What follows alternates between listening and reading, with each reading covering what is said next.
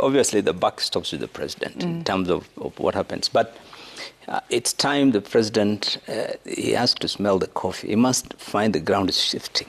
Things are not. Look at the opinion poll today in the papers, that 84% of Kenyans are saying the economic situation is worse than it was 12 months ago.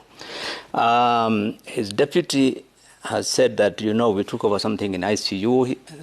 The president has moved it to HDU. It is now going to general ward, which will be out soon. But I think it was the opposite. They took over something in general ward, and we're almost ending up in ICU.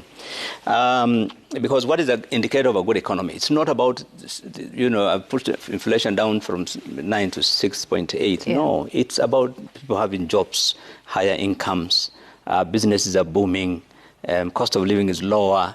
This is the well-being of the country. It will reflect a good economy. This is why Kenyans are telling you. So the reality of the situation, you read the pulse of Kenyans, and they do it through opinion polls. They have just said it today. It's headline that Kenyans are saying we are worse than where we were a year ago. So it doesn't make sense when the head of state goes on a national holiday like Jamhuri Day and says, the economy is now stable. And what would a stable economy look like, and how would it feel, for us? It would. You would feel, for example, that businesses are growing. Jobs have been created by businesses. More and more people are getting employment. Not 70,000 people losing jobs. People are getting more jobs. Incomes are getting higher.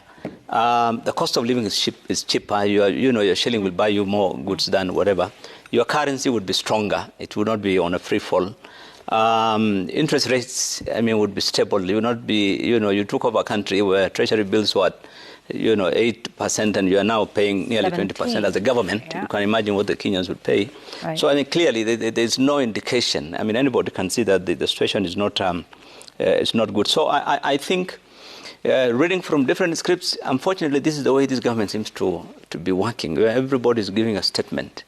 And the statements are contradictory. This is the third time on Jamhuri Day that the president said the economy is now stable. We have stabilized it. What has been stabilized, you don't understand, because everyone is saying, look, the revenues are falling. We are not paying salaries on time. Offices, if you go to government ministry, they can't even afford to buy photocopy paper. Serious problems. Development projects have stopped. You're having difficulty servicing your loans. You have a lot of challenges. So I think if you are looking at the economy in the context of paying a Eurobond loan or being able to, get some taxes in place, I don't think that is really what the economy has stakeholders. And the largest stakeholder in an economy is the people, is the businesses, is the farmers, it's the employees, it's the employers. You must listen to everyone. This is a government that doesn't listen to anyone. There's no time this government has called stakeholders for a meeting to discuss the economy of this country. You don't sit with industrialists. You don't sit with farmers. You give directives. It's top down. And then if it doesn't work, you go for another one. This is not the way to run a government. I think when you are in a hall, you need to listen to people. But Billow, in all fairness, there have been some forums. I think I was in one at the Serena one time where the president turned up for KEPSA.